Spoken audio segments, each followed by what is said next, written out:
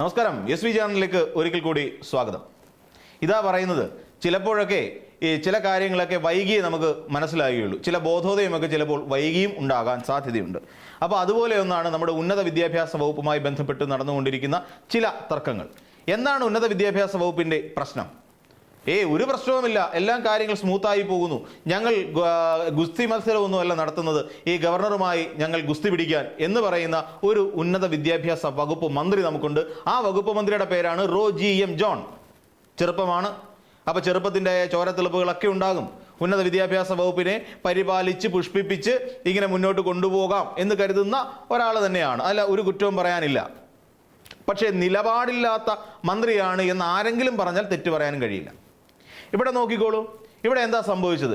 ഇവിടെ 19 അംഗ സെനറ്റിനെ ഇവിടെ അതിലേക്ക് സംഘപരിവാറുകാരെ കുത്തിതിരിയിരിക്കുന്നു. 32 അംഗവും മറ്റോ ആണ് ടോട്ടൽ ഉള്ളത്. അതിൽ 19 പേരും സംഘപരിവാറുകാർ. എവിടെ? MG യൂണിവേഴ്സിറ്റിയിൽ. ആരാണ് അങ്ങനെ തീരുമാനമെടുത്തത്? നമുക്കെല്ലാവർക്കും അറിയാവുന്നതുപോലെ നമ്മുടെ ഗവർണറാണ്, ചാൻസലർ ആയിരിക്കുന്ന ഗവർണറാണ്. ഗവർണർ അദ്ദേഹത്തിൻ്റെ താല്പര്യമനുസരിച്ചിട്ട് ദാ ഇങ്ങനെ 19 പേരെ സംഘപരിവാറുകാരെ കുത്തിത്തിരികി കയറ്റി വെച്ചിട്ടുണ്ട്. ഉന്നത വിദ്യാഭ്യാസ വകുപ്പ് ഭരിച്ചുകൊണ്ടിരിക്കുന്ന റോജി എം ജോൺ എന്ന് പറയുന്ന ഒന്നാന്തരം കോൺഗ്രസ് നേതാവ് എന്തെങ്കിലും ഒരു വാ തുറന്ന് കമ എന്നൊരു അക്ഷരം പറഞ്ഞത് നമ്മൾ ആരെങ്കിലും കേട്ടോ? ഇല്ല. എന്നാൽ പിണറായി വിജയൻ ഇതിനെക്കുറിച്ച് ചോദ്യം ചെയ്തപ്പോൾ ഇവിടെ റോജി എം ജോണിന്റെ നാവനങ്ങി ഫേസ്ബുക്കിൽ അദ്ദേഹം എഴുതി, ഇതെല്ലാം നീട്ടിപ്പിടിച്ച് ഗംഭീരമായ ഒരു പോസ്റ്റ് ഇട്ടു. മുഖ്യമന്ത്രി പിണറായി വിജയന്റെ ഈ പറയുന്ന സ്നേഹം, ഗാന്ധി സ്നേഹവും ഇതുപോലെ തന്നെ മതസൗഹാർദ്ദ സമീപനവുമെല്ലാം തോൽവിയെ തുടർന്നുണ്ടായതാണ് എന്ന് വിധി എഴുതി. മിസ്റ്റർ റോജി എം ജോൺ 10 വർഷം കേരളത്തിന്റെ മുഖ്യമന്ത്രിയായിരുന്ന ഒരു വ്യക്തിയാണ്. ആ കാലഘട്ടത്തിൽ പിണറായി വിജയൻ എന്ന് പറയുന്ന മുഖ്യമന്ത്രി ഇവിടെ എന്തെല്ലാം കാര്യങ്ങൾ ചെയ്തു എന്നുള്ളത് ഇവിടെ ഉള്ളവർക്കറിയാം. സംഘപരിവാറിനെതിരായിട്ടും അന്ന് ഈ പറയുന്ന യൂണിവേഴ്സിറ്റികളെ കാവ്യവൽക്കരിക്കാൻ ശ്രമിച്ചുകൊണ്ടിരുന്ന ആരിഫ് മുഹമ്മദ് ഖാൻ എന്ന് പറയുന്ന ഒരു ഗവർണർക്കെതിരായും എന്തൊക്കെ നയസമീപനങ്ങളാണ് ഇവിടെ CPM അല്ലെങ്കിൽ പിണറായി വിജയന്റെ നേതൃത്വത്തിൽ നടത്തിയത് എന്ന് ഒന്ന് ആലോചിച്ച് നോക്കൂ. ചരിത്രം വെറുതെ ഒന്ന് മറിച്ചു നോക്കിയാൽ മതി ആളുകൾ. അപ്പോൾ മനസ്സിലാവും കഴിഞ്ഞ പോയ കാലഘട്ടത്തിൽ ഇവിടെ വിദ്യാഭ്യാസ സംരക്ഷണ ജാഥ നടത്തിയിട്ടുണ്ട് കേരളത്തിൽ. ആരുടെ നിർദ്ദേശപ്രകാരം? മുഖ്യമന്ത്രി പിണറായി വിജയന്റെ നിർദ്ദേശപ്രകാരം ലോക് ഭവന്റെ മുന്നിൽ അവിടെ പല ആളുകളും വന്ന് സംസാരിച്ചു. എന്താണ് വിദ്യാഭ്യാസം? ഇവിടെ കേരളത്തിൽ ഗവർണറുടെ നിയമപരിധി അല്ലെങ്കിൽ ഗവർണറുടെ അധികാര പരിധി എവിടെ വരെ എന്ന് സ്കൂൾ കുട്ടികളെ പഠിപ്പിക്കുന്നതിന് വേണ്ടി പുസ്തകം അല്ലെങ്കിൽ അങ്ങനെ ഒരു പാഠഭാഗം സിലബസിൽ ഉൾപ്പെടുത്തിയ ഒരു സംസ്ഥാനത്തിന്റെ പേര് കേരളം എന്നാണ്. അവിടെ അത് ഭരിച്ചുകൊണ്ടിരുന്ന മുഖ്യമന്ത്രിയുടെ പേര് പിണറായി വിജയൻ എന്നായിരുന്നു. എന്തുകൊണ്ടാണ് റോജി എം ജോൺ എന്ന് പറയുന്ന ഈ ഉന്നത വിദ്യാഭ്യാസ വകുപ്പ് മന്ത്രി അത് ഓർക്കാതെ പോകുന്നത്? എന്നിട്ടിപ്പോ ഈ പറയുന്ന രാജേന്ദ്ര വിശ്വനാഥ് ആർലേക്കർ എന്ന് പറയുന്ന ഒരു ഗവർണർ ഇമാതിരി പണി കാണിച്ചിട്ട് എവിടെയെങ്കിലും ഒരു അക്ഷരം കൊണ്ടെങ്കിലും ഈ പിണറായി വിജയനെ കുറ്റം പറയാൻ കാണിച്ച അത്രയും വാചകങ്ങളിൽ എവിടെയെങ്കിലും ഒരിടത്തെങ്കിലും ഈ വിശ്വനാഥ് ആർലേക്കർ എന്ന് പറയുന്ന ഗവർണർ കാട്ടിയത് ഈ സംഘപരിവാറിനെ കുത്തിക്കയറ്റലാണ് എന്ന് എവിടെയെങ്കിലും പറഞ്ഞിട്ടുണ്ടോ? ഇല്ല. അത് മുഴുവൻ 1, 2, 3, 4 തവണ വായിച്ചു നോക്കിയിട്ട് പോലും അങ്ങനെ ഒരു വാചകം റോജി എം ജോണിന്റെ വായിൽ നിന്ന് ആ ഫേസ്ബുക്ക് പേജിലേക്ക് വീണിട്ടില്ല. അതിൻ്റെ അർത്ഥം ആത്മാർത്ഥമായി ഈ പറയുന്ന ഗവർണറുടെ കാൽച്ചുവട്ടിൽ കിടന്ന് മുട്ടിലിഴയുകയാണ് ഉന്നത വിദ്യാഭ്യാസ വകുപ്പ് എന്ന് പറയേണ്ടി വരും, നിസ്സംശയം പറയേണ്ടി വരും. അതല്ലേ കാരണം? എന്നാൽ നമ്മളൊന്ന് ഇങ്ങോട്ട് നോക്കിക്കോളൂ. ഈ പറയുന്ന പിണറായി വിജയൻ എന്തൊക്കെ കാര്യങ്ങൾ ചെയ്തിട്ടുണ്ട്? സുപ്രീം കോടതിയിൽ വരെ അന്ന് ഗവർണർക്കെതിരായി പോയ ഒരേ ഒരു മുഖ്യമന്ത്രിയുടെ പേര് പിണറായി വിജയൻ എന്നായിരുന്നേ. എന്താണ് ഇവിടെ? അതായത് അങ്ങനെ പോയിട്ട് എന്താണ് എടുത്തത്? താൽക്കാലിക VC-മാരെ നിയമിക്കുന്നത് സർക്കാർ കൊടുക്കുന്ന ലിസ്റ്റിൽ നിന്നാവണമെന്ന് പറഞ്ഞുകൊണ്ടിരിക്കുന്ന ഒരു സുപ്രധാനമായ സുപ്രീം കോടതി വിധി സമ്പാദിച്ചുകൊണ്ട് വന്ന മുഖ്യമന്ത്രിയുടെ പേര് പിണറായി വിജയൻ എന്നാണ്. അങ്ങനെ എവിടെയെങ്കിലും ഉണ്ടായിട്ടുണ്ടോ?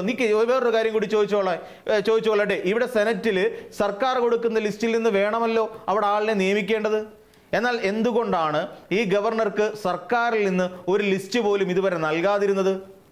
അതുകൊണ്ടാണല്ലോ ഈ ഗവർണർ സ്വന്തം ഇഷ്ടപ്രകാരം ഈ രീതിയിൽ അവിടെ VC-മാരെ അല്ലെങ്കിൽ സെനറ്റിൽ അംഗങ്ങളെ നിയമിച്ചത്, കുത്തിത്തിരികിയത് എന്ന് പറയേണ്ടി വരും. അപ്പോഴും മൗനാനുവാദം കൊടുത്തതാരാണ്? ഉന്നത വിദ്യാഭ്യാസ വകുപ്പിന്റെ തലപ്പത്തിരിക്കുന്ന ഈ റോജി എം ജോൺ എന്ന് പറയുന്ന മനുഷ്യൻ തന്നെയല്ലേ, മന്ത്രി തന്നെയല്ലേ? ഇവിടെ SFI അടക്കമുള്ള സംഘടനകൾ ഈ പറയുന്ന രാജേന്ദ്ര വിശ്വനാഥ് ആർലേക്കർ എന്ന് പറയുന്ന ഒരാൾ കേരളത്തിന്റെ എല്ലാ ക്യാമ്പസുകളിലും ഭാരതാംബ എന്ന് പറയുന്ന ഒരു ചിത്രം എടുത്തുകൊണ്ട് നടന്നപ്പോൾ അതിനെ എതിർത്തത് SFIക്കാരായിരുന്നു. അന്ന് SFIക്കാരുടെ മുഖത്ത് നോക്കിക്കൊണ്ട് ഇപ്പോഴത്തെ മുഖ്യമന്ത്രിയായ VD സതീശൻ ഗുണ്ടകൾ എന്ന് വിളിച്ചു. അന്നും ആരിഫ് മുഹമ്മദ് ഖാൻ എന്ന് പറയുന്ന അന്നത്തെ ഗവർണർ, പഴയ ഗവർണറും SFIക്കാരെ നോക്കി വിളിച്ചത് അതേ വാചകം തന്നെയായിരുന്നു, അതേ വാക്കുകൾ തന്നെയായിരുന്നു. അപ്പോൾ അതിൻ്റെ അർത്ഥം രണ്ടുപേരുടെയും ശബ്ദം ഒരുപോലെ ഇരിക്കുന്നു എന്ന് പറയുന്ന ഏതോ ഒരു സിനിമയിലെ മോഹൻലാലിൻ്റെ ശ്രീനിവാസനും തിലകനും കൂടി ആ സൈക്കിൾ യാത്ര ചെയ്യുന്ന സമയത്ത് നമ്മുടെ രണ്ടുപേരുടെയും ശബ്ദം ഒരുപോലെ ഇരിക്കുന്നു എന്ന് പറയേണ്ടി വരും. ആരിഫ് മുഹമ്മദ് ഖാന്റെയും VD സതീശിൻ്റെയും ശബ്ദം ഏകദേശം ഒരുപോലെ തന്നെയല്ലായിരുന്നോ? അതുകൊണ്ടാണല്ലോ ഗോൾവർക്കറുടെ ചിത്രത്തിന്റെ മുമ്പിൽ നമ്മുടെ മുഖ്യമന്ത്രിക്ക് അദ്ദേഹം MLA ആയിരിക്കുന്ന കാലഘട്ടത്തിൽ അദ്ദേഹത്തിന് താണ് വണങ്ങി തൊഴുത് വിളക്ക് കത്തിക്കേണ്ടി വന്ന ഒരു സാഹചര്യം ഉണ്ടായത്. ഇതൊക്കെ ഒരു പക്ഷേ റോജി ജോണിന് അറിയാമായിരിക്കും. അപ്പോൾ ഇത് ഒരു വലിയ പ്രശ്നമാണ്. എന്നാൽ ഇതുമായി ബന്ധപ്പെട്ടുകൊണ്ട് നമ്മൾ പരിശോധിക്കുകയാണെങ്കിൽ ഇവിടെ ഒരു ചെറിയ ഒരു പ്രശ്നമുണ്ട്. അതായത് SFIക്കാർ ഇതിനെ മിണ്ടാതിരുന്നിട്ടില്ല എന്നുള്ളതാണ്. അതായത് റോജി ജോൺ ഫേസ്ബുക്കിലിട്ട കാര്യങ്ങൾക്ക് ഇവിടുത്തെ SFIക്കാർ വളരെ കൃത്യമായ മറുപടി നൽകിയിട്ടുണ്ട് എന്നുള്ളത് വളരെ രസകരമായ ഒരു കാര്യമാണ്. നമുക്ക് ആ ഫേസ്ബുക്ക് പോസ്റ്റിലേക്ക് നമുക്കൊന്ന് പോയി നോക്കാം. അപ്പോൾ SFIയുടെ സംസ്ഥാന സെക്രട്ടറിയായ സഞ്ജീവാണ് അത് എഴുതിയിരിക്കുന്നത്. അത് ഇങ്ങനെയാണ്: രാജ്യത്തെ കേന്ദ്ര സർക്കാർ ഗവർണർമാരെ ഉപയോഗിച്ചുകൊണ്ട് BJP ഇതര ഗവൺമെൻറ്റുകളെ തകർക്കാനുള്ള ശ്രമം ഗൂഢപദ്ധതി പോലെ രാജ്യത്തെമ്പാടും നടപ്പിലാക്കപ്പെട്ടതാണ്. കേരളത്തിൽ ആദ്യമായി തുടങ്ങിയത് ആരിഫ് മുഹമ്മദ് ഖാൻ ഗവർണറായപ്പോഴാണ്. അന്ന് തൊട്ട് അതിനെതിരെ ശക്തമായ നിലപാട് ഇടതുപക്ഷവും അതിൻ്റെ സർക്കാരും എടുത്തു. എന്നാൽ അന്ന് ബഹുമാനപ്പെട്ട റോജി ജോൺ, അങ്ങയുടെ പാർട്ടിയും മുന്നണിയും കേരളത്തിലെടുത്ത നിലപാട് എന്തായിരുന്നു? ഇതുതന്നെയാണ് നമ്മൾ മുൻപിൽ സംസാരിച്ചത്. സംഘപരിവാർ താത്വിക ആചാര്യന്മാരെ ഒരു സർവകലാശാലയും കേരളത്തിൽ പാഠ്യഭാഗമാക്കിയിട്ടില്ല. കണ്ണൂർ സർവകലാശാലയിൽ ഒരു RSSകാരനെയും പഠിപ്പിച്ചിട്ടുമില്ല. ഇടതു സർക്കാർ അങ്ങനെ ഒരു നിലപാട് മുന്നോട്ട് വെച്ചിട്ടില്ല. പറയുമ്പോൾ സത്യത്തിന്റെ കണികയുണ്ടാകണം. ഇനിയും വീതം വയ്പ്പിന്റെ കാര്യം എന്ന് പറഞ്ഞുകൊണ്ട് സഞ്ജീവ് ഇങ്ങനെ കണ്ടിന്യൂ ചെയ്യുന്നു: കേരളത്തിൽ ഭരിച്ചിരുന്ന ഇടതു സർക്കാരിനെ നിയമവിരുദ്ധമായി മറികടന്ന് ഭരണഘടനാ പദവി ദുരുപയോഗം ചെയ്ത ഗവർണർ സർവകലാശാല സ്ഥാനമാനങ്ങൾ വീതം വെച്ചത് മിസ്റ്റർ റോജി ജോൺ നിങ്ങളുടെ പാർട്ടിയുമായിട്ടാണ്.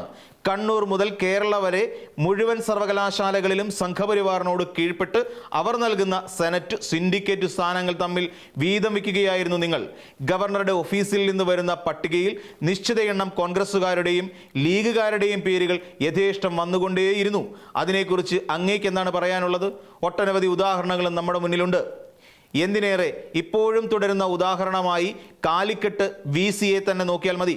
കോൺഗ്രസ് അധ്യാപക സംഘടനയുടെ നേതാവായ പ്രൊഫസർ രവീന്ദ്രനെ കാലിക്കറ്റ് VCയായി നിശ്ചയിച്ചത് RSSകാരനായ ഗവർണറാണ്. സുധാകരൻ എന്ന അന്നത്തെ KPCC പ്രസിഡന്റിനോട് സംഘപരിവാർ കാവ്യവൽക്കരണം കേരളത്തിൽ സർവകലാശാലകളിലേക്ക് ഗവർണർ കൊണ്ടുവരുന്നു, എന്താണ് നിങ്ങളുടെ അഭിപ്രായമെന്ന് ചോദിച്ചപ്പോൾ അവരുടെ കൂട്ടത്തിലും നല്ല ആളുകളില്ലേ, അവരും വരട്ടെ എന്നാണ് അദ്ദേഹം പറഞ്ഞത്. അതോടൊപ്പം ഗവർണർ RSS അജണ്ട നടപ്പിലാക്കുന്നതിന് തെളിവില്ലെന്നാണ് അദ്ദേഹം മാധ്യമങ്ങളോട് പറഞ്ഞത്. അതുകൊണ്ട് മലയാളികൾക്ക് അറിയാം RSSകാരനായ ഗവർണറെ എതിർത്തതാരാണെന്നും പൂവിട്ട് പൂജിച്ചത് ആരാണെന്നും.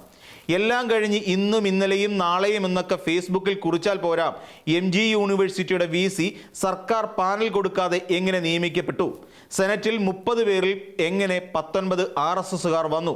ഇതൊക്കെ നിങ്ങൾ അറിഞ്ഞിട്ടില്ലെങ്കിൽ ലോക് ഭവനിലിരുന്ന് ഇതെല്ലാം ചെയ്യുന്ന ഗവർണർക്കെതിരെ നിലപാട് പറയണം. കേരളത്തിലെ സർവകലാശാലകളെ കണ്ട സംഘികൾക്ക് വിട്ടുതരില്ലെന്ന് പ്രഖ്യാപിക്കണം.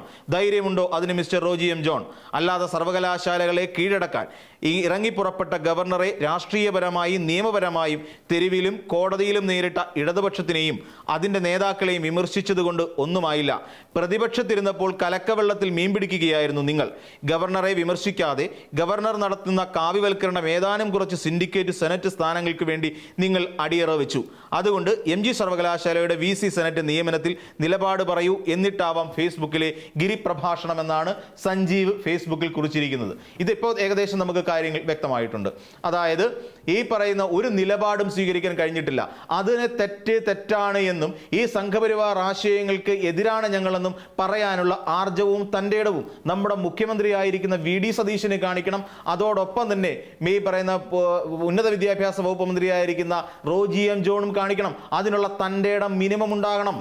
എന്നിട്ട് മതി ഈ ഫേസ്ബുക്കിൽ കയറി ആ സംഘപരിവാർ ആശയങ്ങൾക്കെതിരെ കൃത്യമായ നിലപാട് സ്വീകരിക്കുകയും അങ്ങ് സുപ്രീം കോടതി വരെ പോവുകയും ചെയ്ത പിണറായി വിജയനെയും ഇടതുപക്ഷ സർക്കാരിനെയും വിമർശിക്കാൻ എന്ന് ഒരിക്കൽ കൂടി ഓർമ്മപ്പെടുത്തുന്നു. അപ്പോൾ മറ്റൊരു വീഡിയോയുമായി നമുക്ക് വീണ്ടും കാണാം.